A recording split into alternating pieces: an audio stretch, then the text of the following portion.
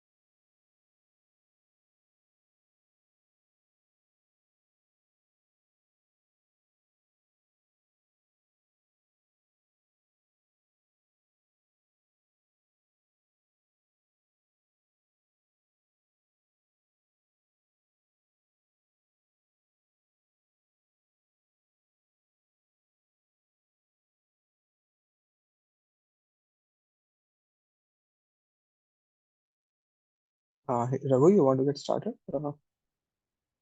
If you have top things, the agenda.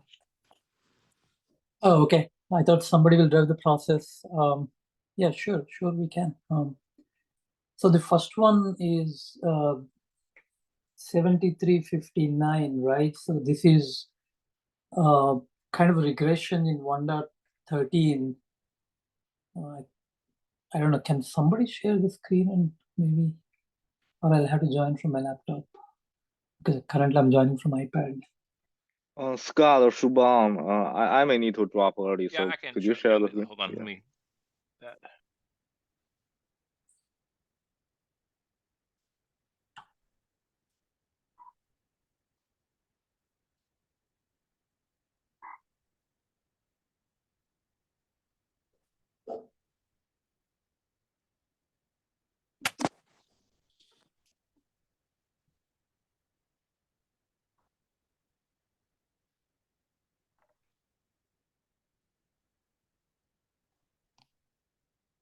Okay, so is my screen sharing the meeting notes?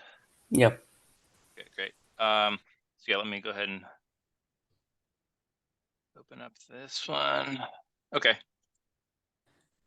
Thanks, Scott. Yeah, so this seems to be a regression, right? So if you install 1.13 without including the BSL information, right? I mean, that's usually the way I do because I don't like installation and configuration to be done in the same step.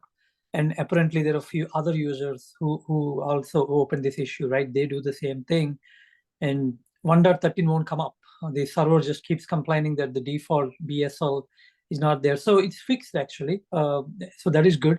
But my question really is, when is 1.13.1 is going to be released? Because from the comments at the end, if you go to see, the date is not yet finalized, I guess.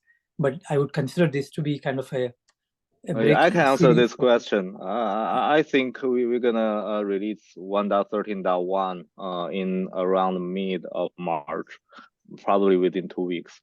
We will discuss it in Beijing time zone tomorrow in the weekly meeting. But hopefully, I think within 2 weeks, it will be released.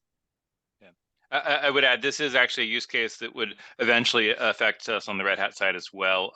Although the particular product that we have that uses that does install that way by default is not on 1.13 at this point, so we haven't hit it directly yet. So, but Okay. definitely having it in 1.13.1 would be helpful for us as well.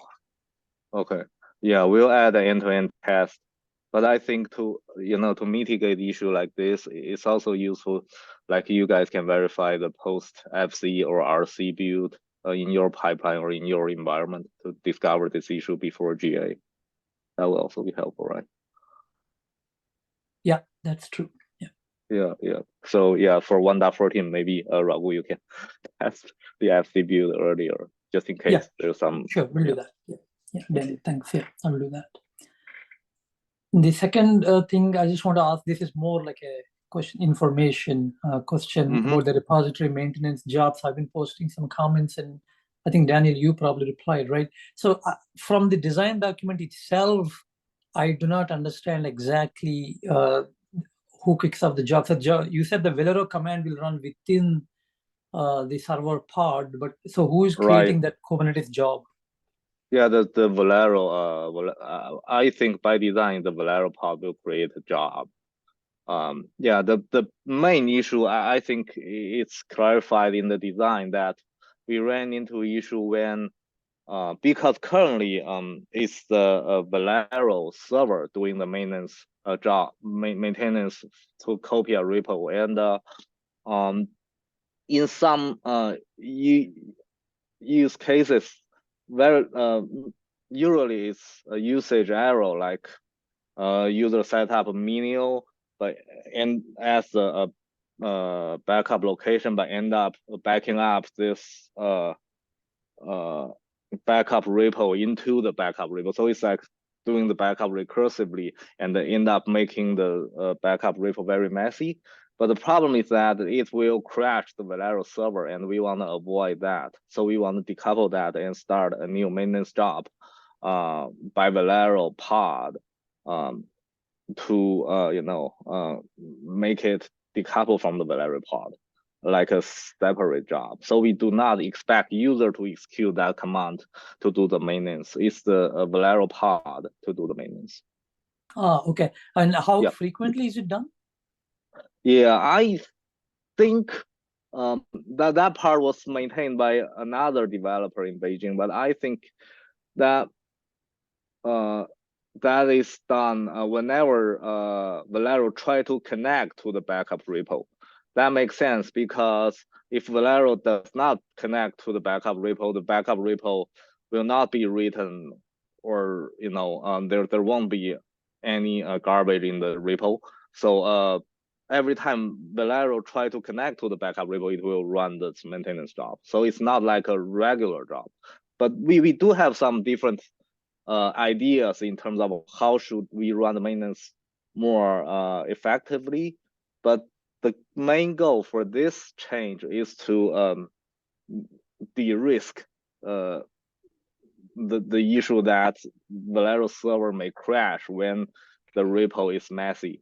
And we can set the resource requests and limitations separately in the job rather than changing the setting in Velero pod itself. Right. No, that part is clear. You don't want to run within the server, but I think my question, at least in future, one of the ideas is if you can let users maybe can schedule whenever they think is the best time, like a typical cron tab schedule. You don't really have to run this like huge number of times, right? If you run like once a day is probably more than enough.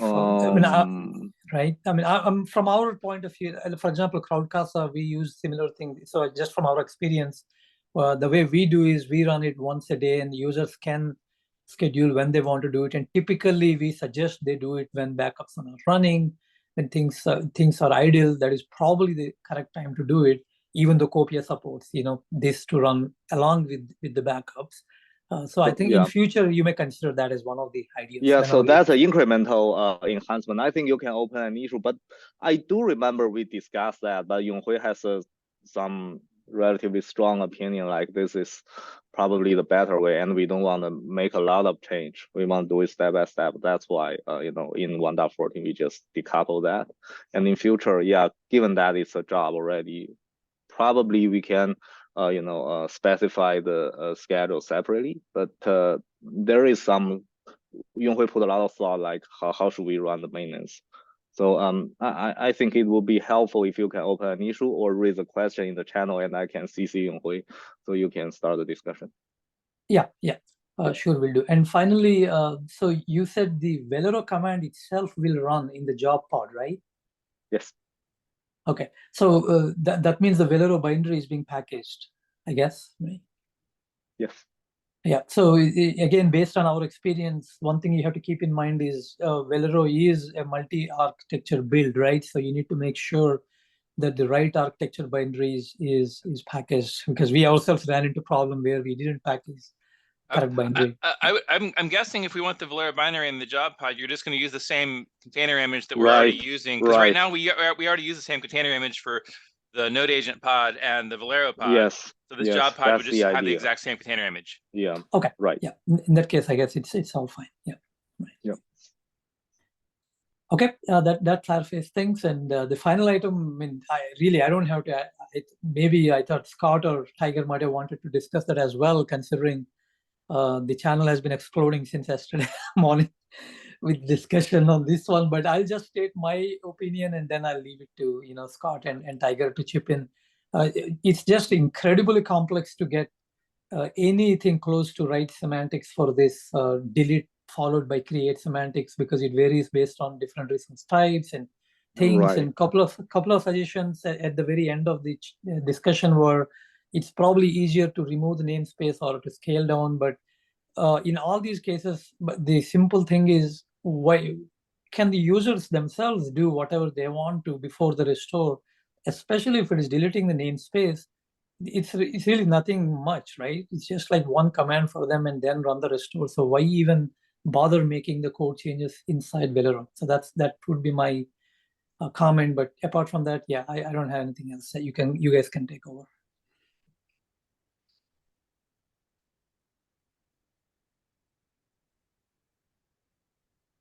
Scott or Tiger, do you guys want to? Yeah, I was just going to say, yeah, just to kind of quickly summarize kind of where we were.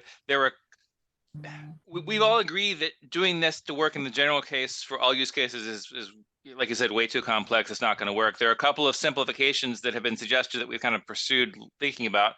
One, as you suggested, was on a per namespace basis, just deleting the namespace before restore. And to your point, we could build something in Velero to do that as part of the restore, so that, for example, say you were restoring 5 namespaces, but you only wanted one of them to be deleted.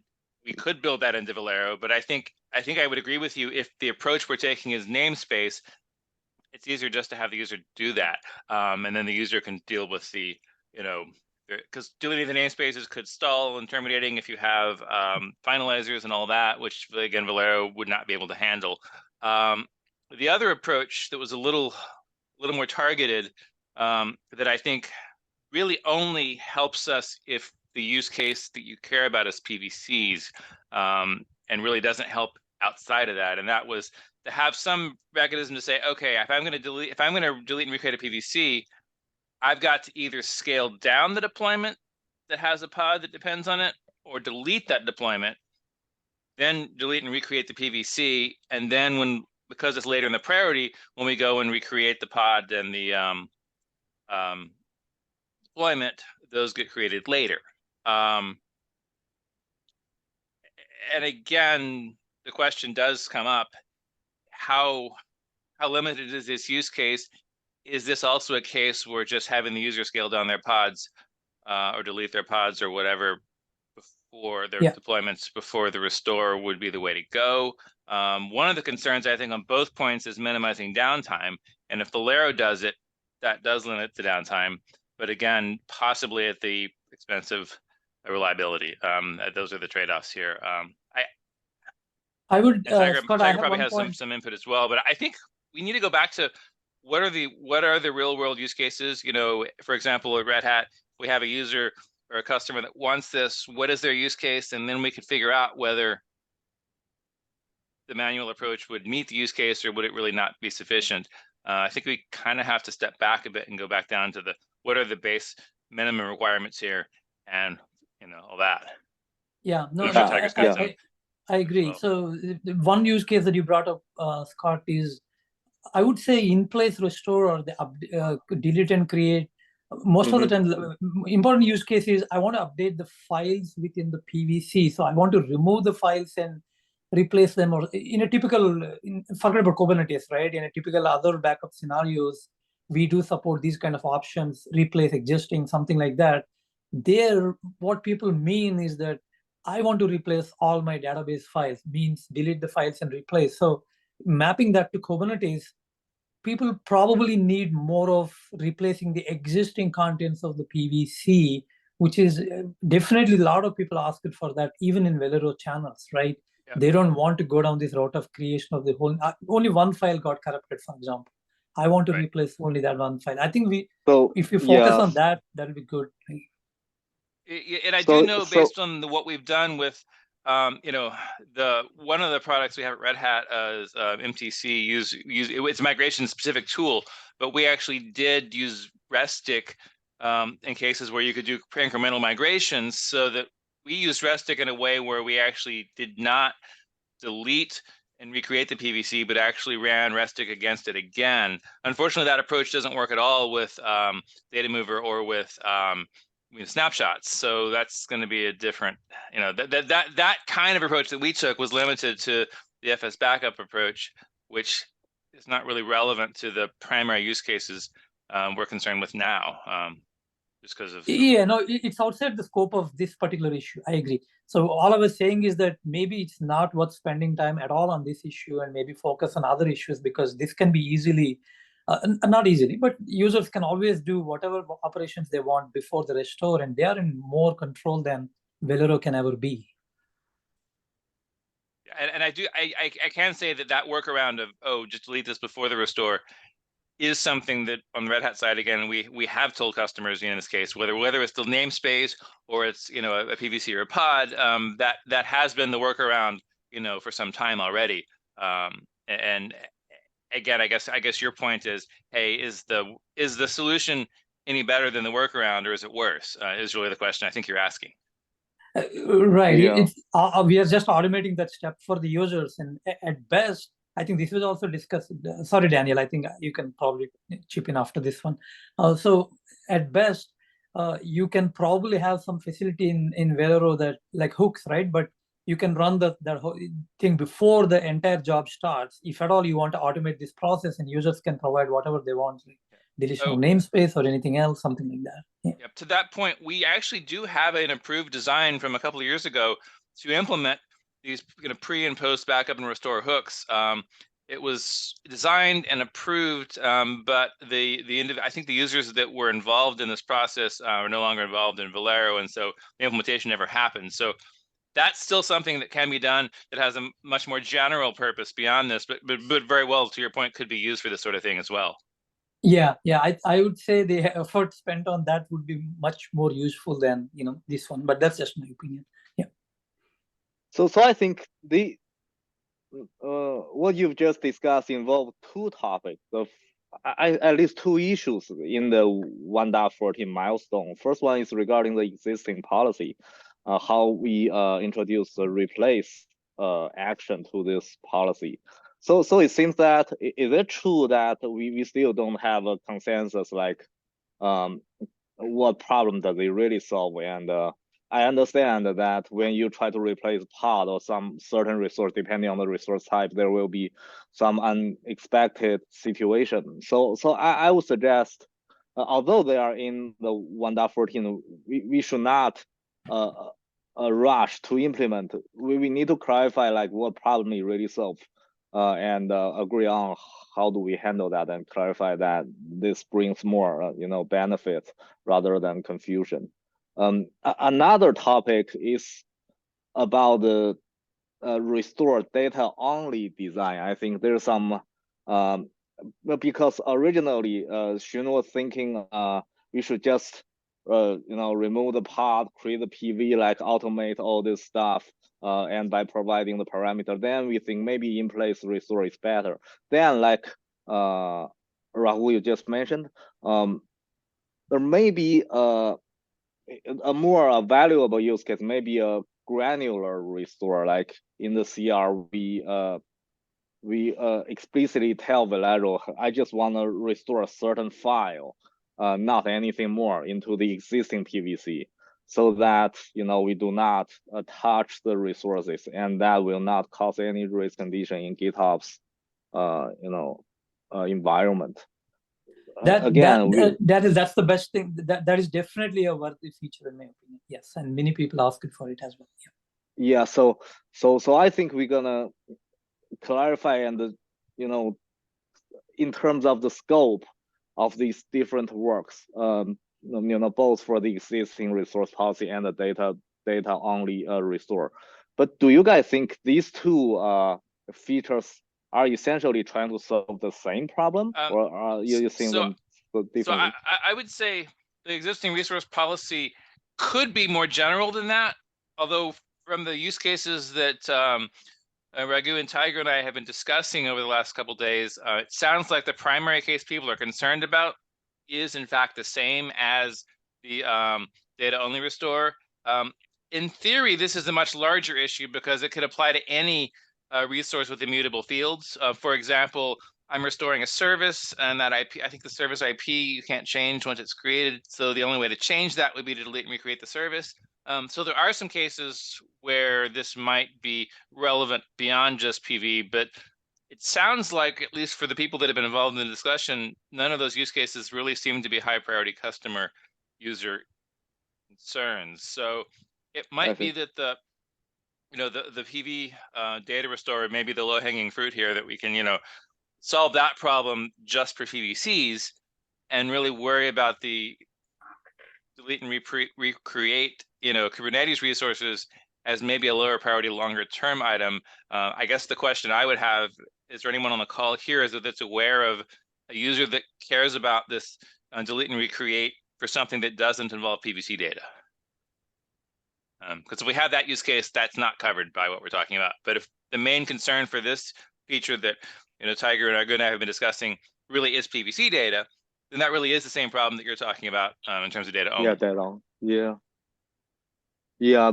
Trying to update resources which have non-immutable fields. That could be the use case. Exactly. Yeah. I know that's the more general use case. I guess my question is how relative importance priority to users or customers, where does things like immutable fields in services, for example, that need to be different from the backup, where does that fit in versus I just want my PVC data to be updated from the latest backup? Because I think those are two very different things here. And the immutable fields thing, that really the only solution is delete the item and recreate it, and then possibly having to deal with dependencies, unless those use cases are things like services where you may not have those dependencies, and they're relatively safe to delete and recreate. So it sounds like if we introduce a replace and just let Velero, delete the resource and recreate it, it may cause more problems, right? I mean, it can certainly cause problems if we don't handle dependencies. So the example again that we were kind of working through yesterday is, if users see this new feature and say, "Hey, I want to do this," first of all, if we try it for all, everything in the backup, then Velero is just going to start to delete random things, and it's going to mess things up. If we limit the scope to only deleting certain resources, if the ones they care about are PVCs, for example, you can't just delete the PVC, because if there's a pod mounting the PVC is not going to go away until the pod, goes away. So that's where this whole dependency of, do we have to scale down the deployment or do we have to delete deployment, and all that comes into play. And that's really that other use case of data only restore possibly doesn't even need this existing resource policy, but the existing resource policy part is needed if you're talking about Kubernetes resources, immutable fields that need updating.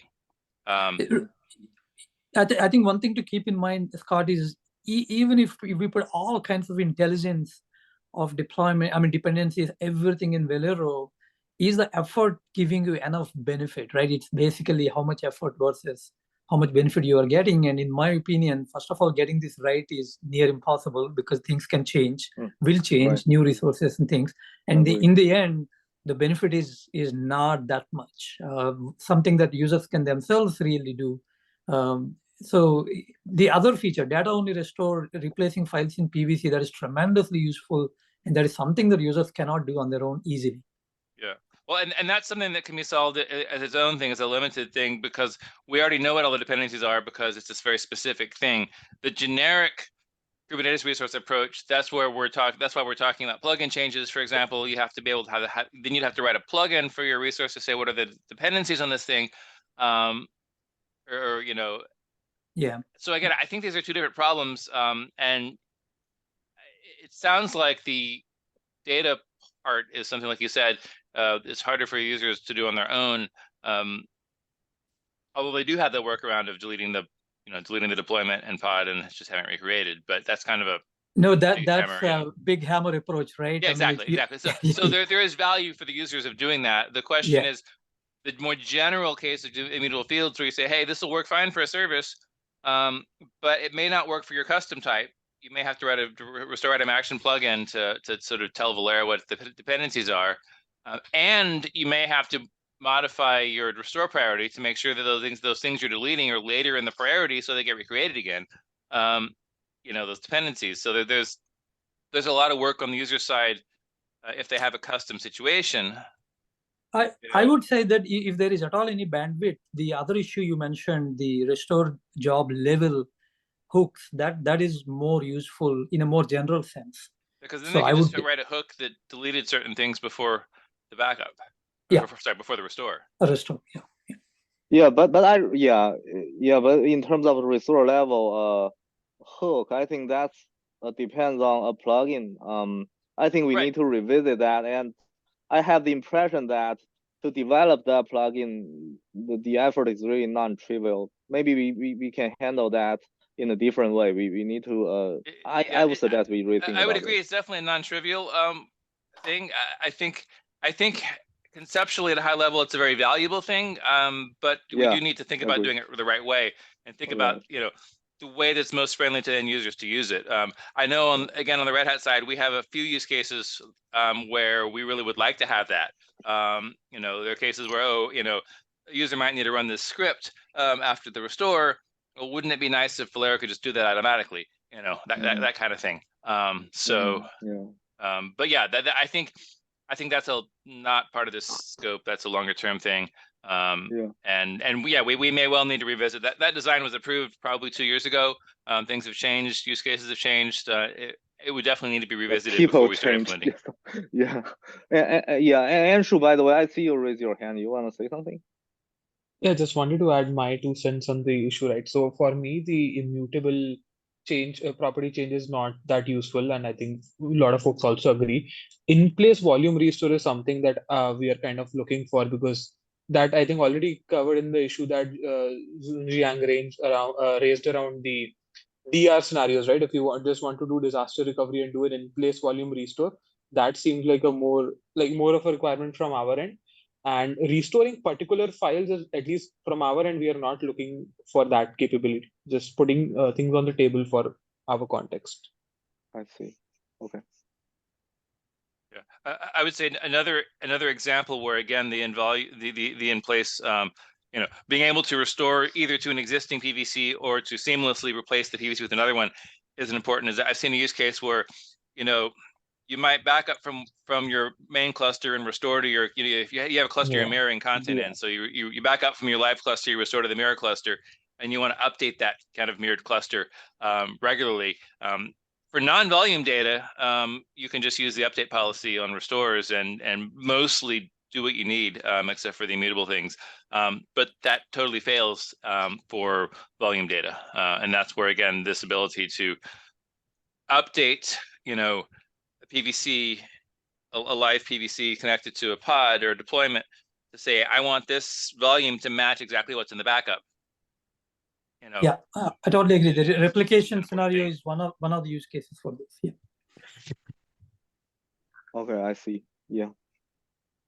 Okay.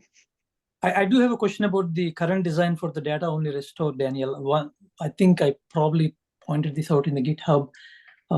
More of a question. So for the snapshot data mover restores, I know that for the file system backups, if somebody doesn't, let's say I'm selecting resource types in restore, And if I don't include pod in that, then PVC cannot be restored, right? That's the very nature of file system backup, how it works. Is that still restriction with the snapshot data mover restore? Probably not, right? You don't need pod to be mentioned in resource types. But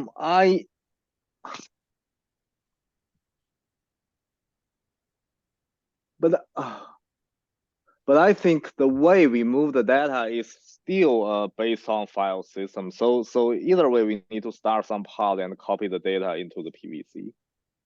Okay, so but yeah. is that the pod, the application pod, or I thought in snapshot data mover there is some intermediate temporary pod Right. that is stood up.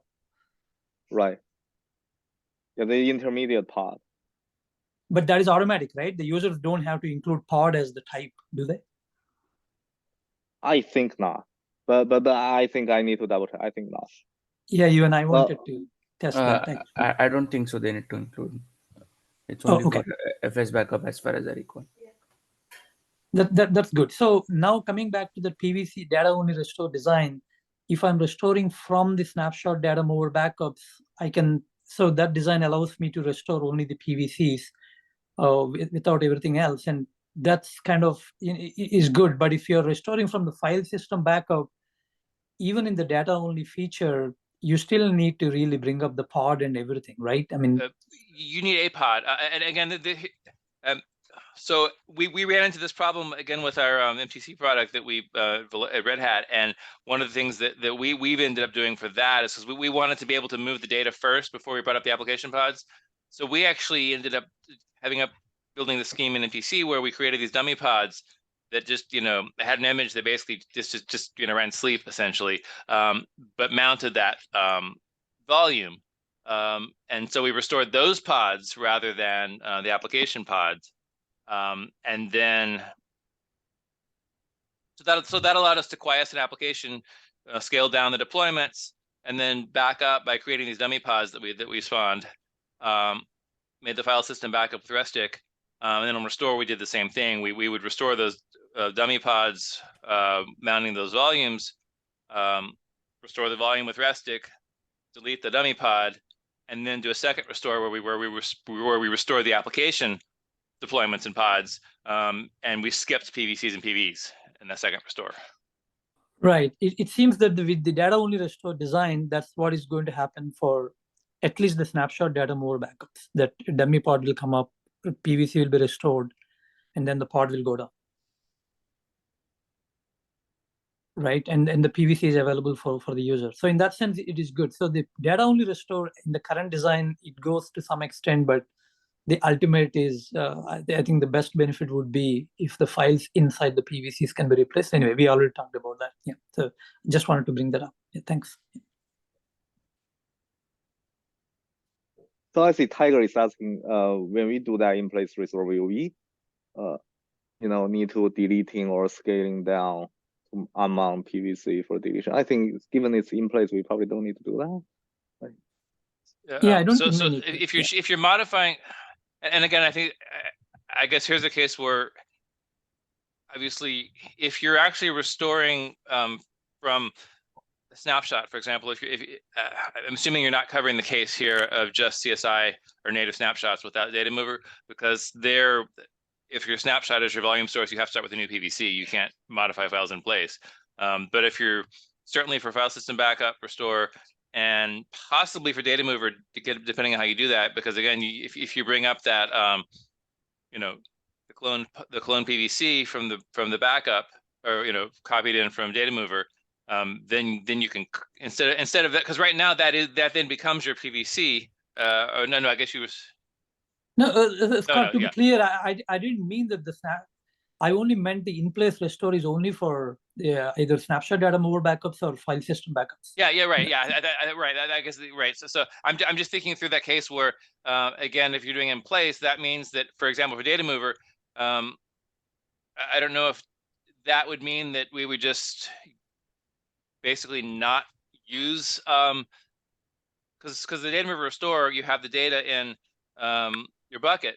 So if you're doing it in place, update, I guess you're not creating a CSI snapshot and you're not using a CSI plugin on the restore if you're talking about a No. data mover update when the PVC is already there.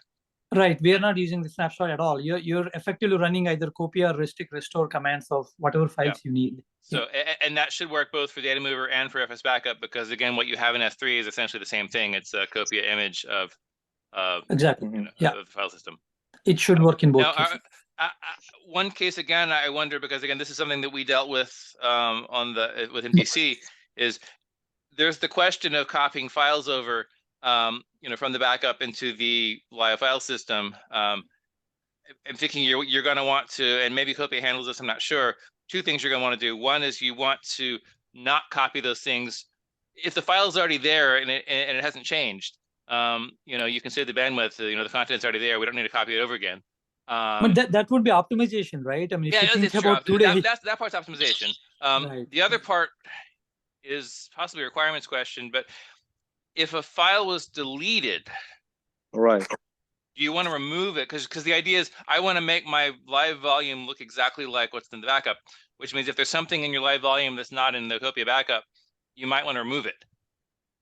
no, that's where this option comes in that I mentioned earlier. For example, in our backup applications, I mean, not related to Kubernetes, but we always had an option that says delete existing or update existing, something like that. So in that case, exactly. Yeah, we so delete the we files definitely would and want then that do the option restore. there, and use. Is it also fair to say we're only going to focus on Copia for this because we're going to be deprecating Restic anyway, and so we don't necessarily want to build Restic support here, or is that not the, or do we think that it'll be easy enough to include Restic as well here? I don't think we can make the decision right away. I Okay. think we will need to have more As long as we're discussion. open, because I guess that's one example, one advantage. If we say we don't think we need to support Restic here, then the data mover and the file system backup, you know, work is essentially equivalent, because we're only doing a Copia. Because otherwise, that whole question of deleting existing and the optimizations and all that, you'd have to deal with in both Copia and Restic. But again, those are implementation questions. We don't have to worry about those right now. I thought no more Restic work will be done. So if that is the decision, then it's obvious, right? That's the general approach. I don't know. We've been 100% on that. You know, certainly bug fixes, certainly Restic. You know, in terms of new features, we have been saying, hey, we'd rather not build new features for Restic, and so that's why I'm thinking maybe we don't do this with Restic. But that's a decision that we'll have to make at some point. Yeah, so I think one follow-up is that we'll you know, rework the design and to switch to the in place restore. But I believe there are you know, a lot of decisions to make. So we may not implement that in 1.14, but I think we can make a lot of progress to clarify the scope and you know, try to reach agreement. Yeah, and I think on Tiger's point about whether you want to delete. If we're actually modifying that in place, we may not need to do anything with the PVC, but we may want to give users the option to shut down their application, because modifying the file system while the application is running is probably not something you want to do in a lot of cases. That's the hooks, right? They can always run right. hooks. Yeah, it's true.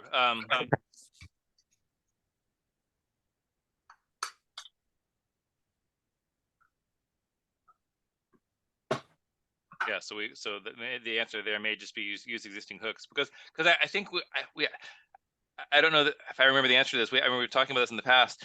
I mean, you could actually have a hook that shut down your pod.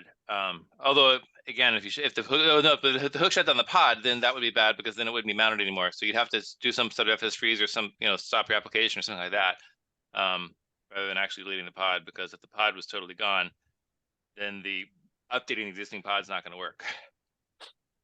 Sorry, the existing PVC is not going to work.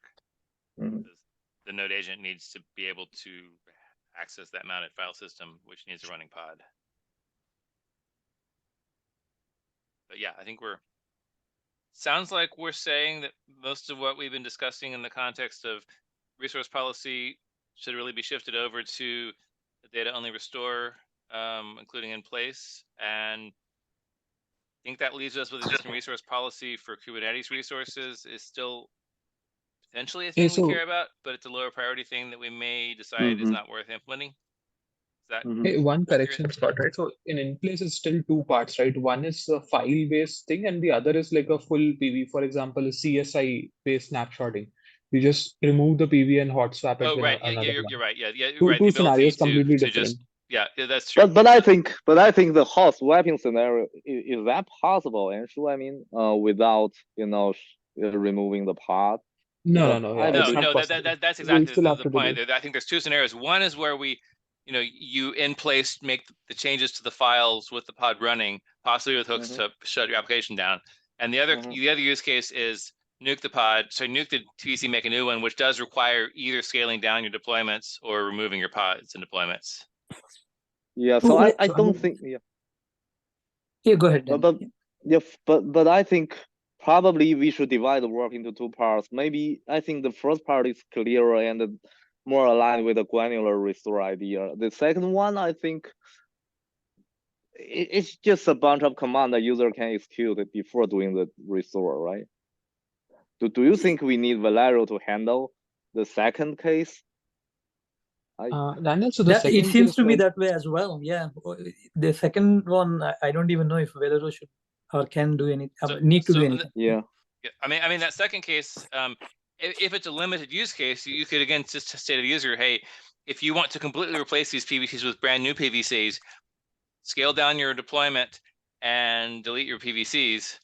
And then when you restore, as long as you have that update policy set, your PVC will be created from backup and your deployment will be patched to its original, replicas.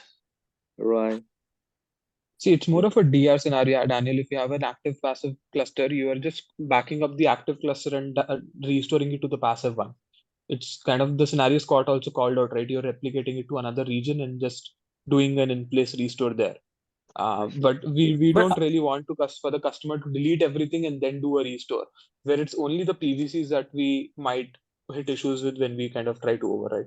Go But ahead. Anshul, that is covered by the first use case, right? You will be backing up file system backup or snapshot data more backup on the source cluster and doing the in-place file restore to the second cluster. No, So but you can't do it if But that you're in purely place relying on is CSI problematic snapshots. in that case. Yeah. sorry, what Raghu, is the problem with the in-place? so I'm Yeah, only I talking think the about in-place. CSI snapshots.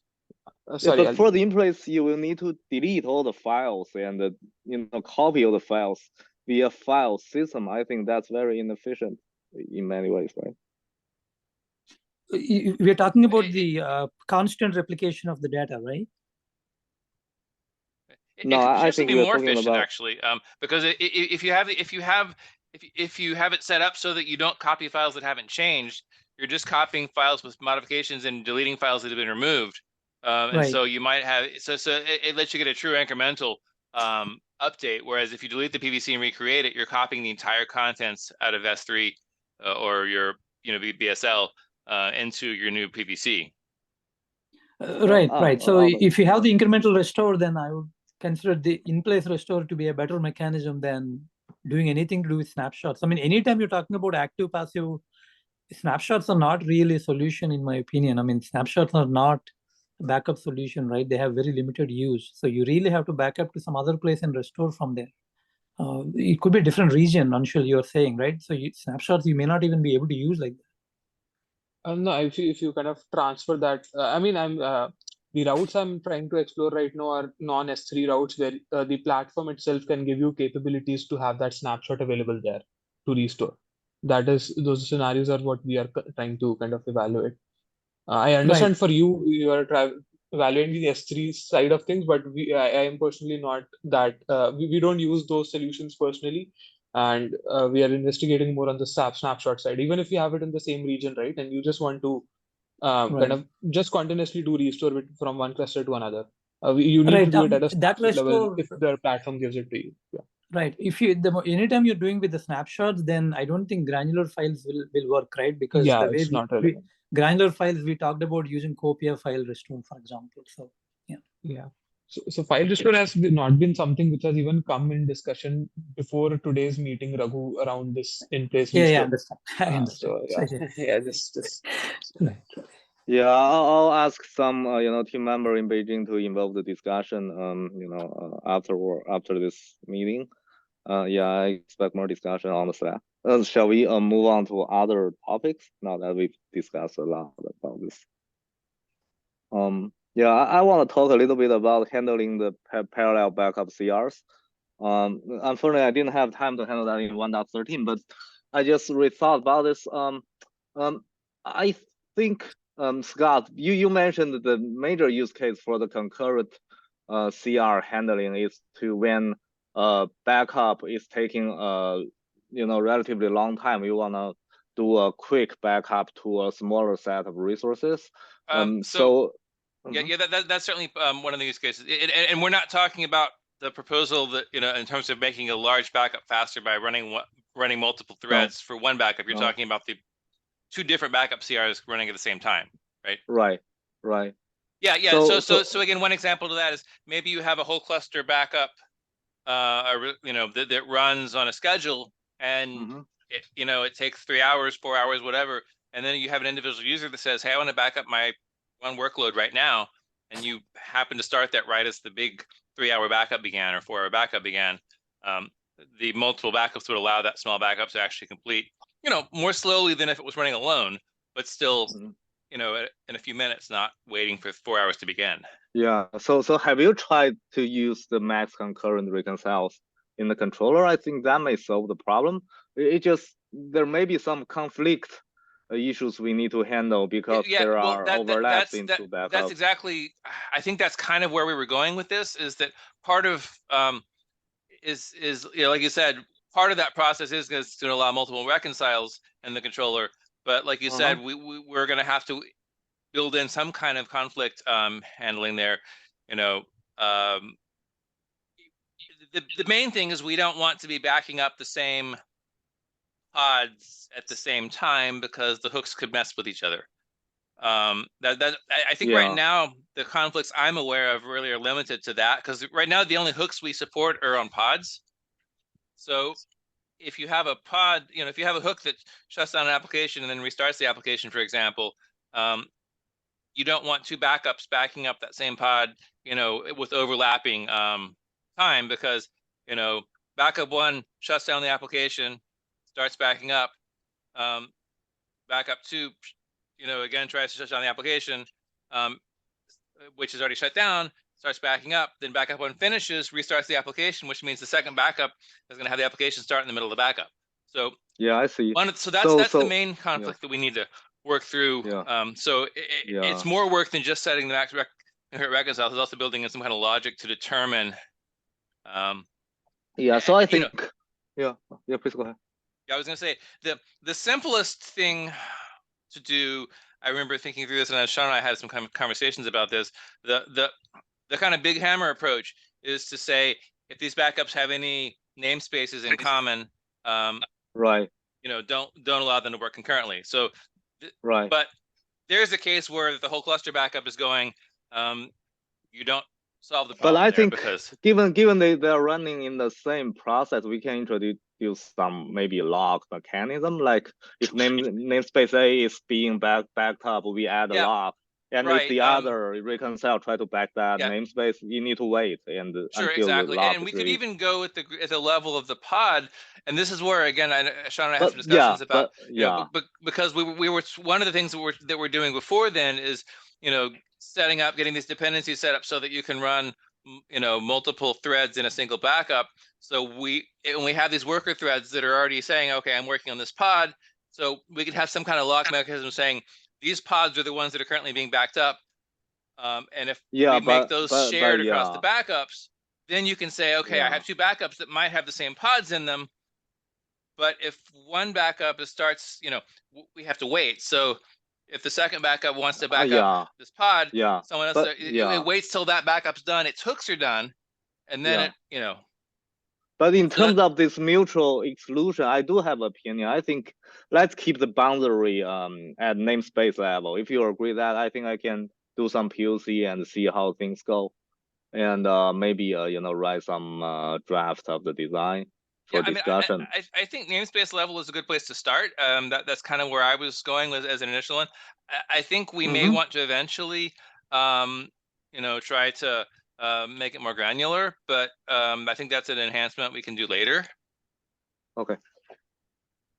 Because again, as long as we encapsulate the the notion, like I said, we have at a high level we have number of reconciles, and then we have this notion of conflict. So before you start a second, and whether it's at namespace level, again, we need to make sure that we're not backing up the same thing at the same time. And I think namespace level is probably the thing we got to be careful with, as I know with the backup workflow, is that we don't go strictly by namespace. We go initially by resource types.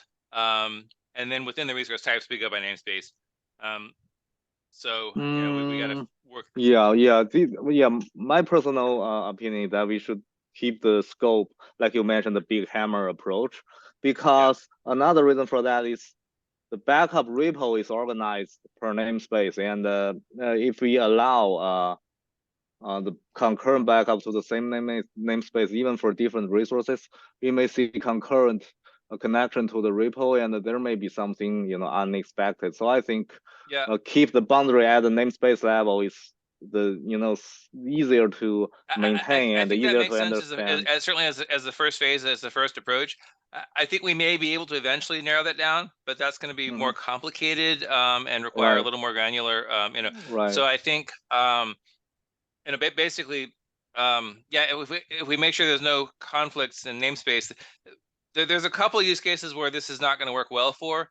So for example, if you have a user who primarily uses label selectors on backups, technically that's a whole cluster backup from Velero's point of view because it's all namespaces, but it's only looking at label selectors. So if you have two backups that are label selector based, the items they select may not have any namespaces in common, but the backup includes excludes will have namespaces in conflict because they're both all namespaces.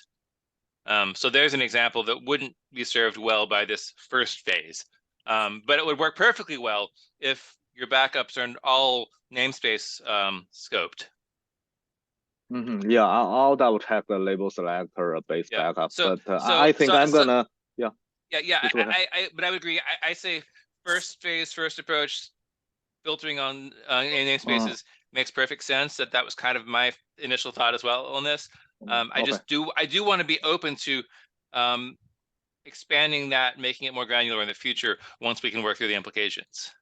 Okay.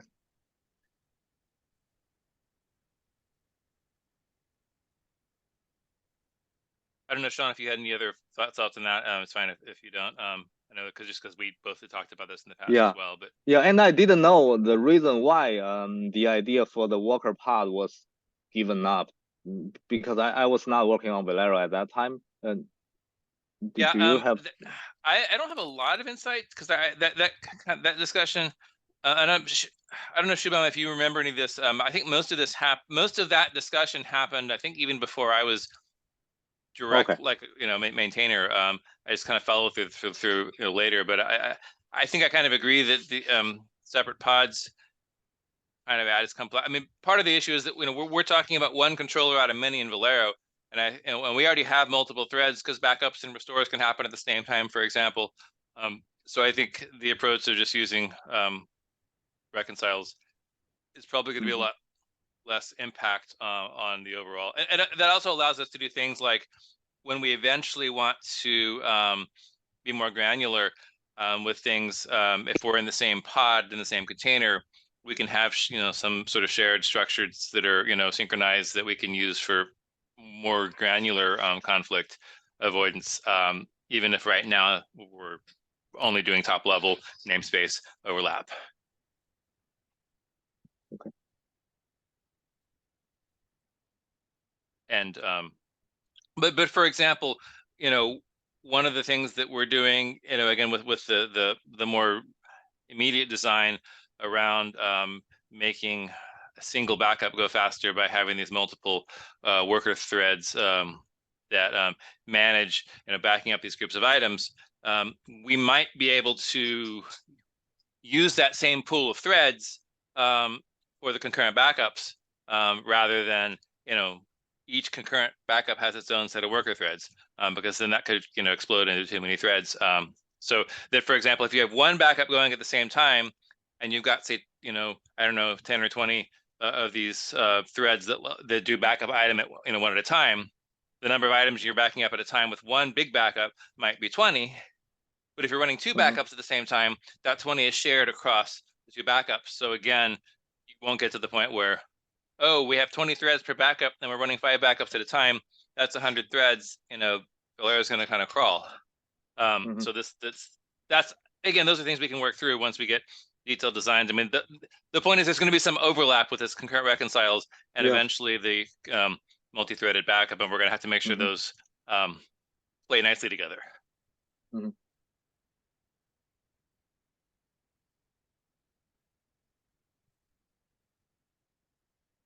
Okay, so I see there's another topic regarding the downloading API, but we only have 3 minutes. Do we want to discuss it now or in the next session?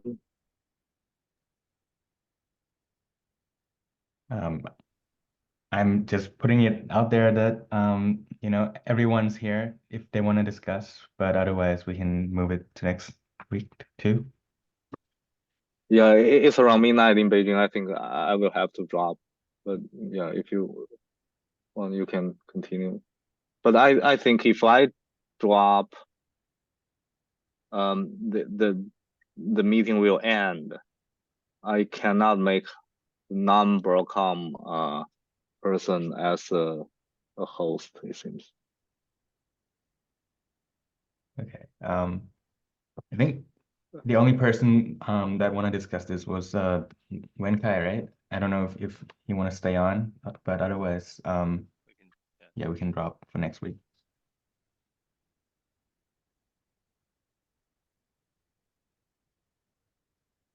Wenkai, what do you think? Will you guys available in next week? If you're available, let's discuss it next week. Yeah, I guess the question is Sean and Tiger both available next week? I'll be around. Yeah, should be. Yeah, if not, I think we can schedule an ad hoc Zoom meeting as long as the time is good for all of us. Okay, Yep. so I'm gonna, so then I think I'm gonna drop. And by the way, I successfully made Scott the host. So yeah, see you guys later. Scott, you can end this meeting if you want, and Okay. or otherwise, yeah. Yeah, is there anything else we want to discuss?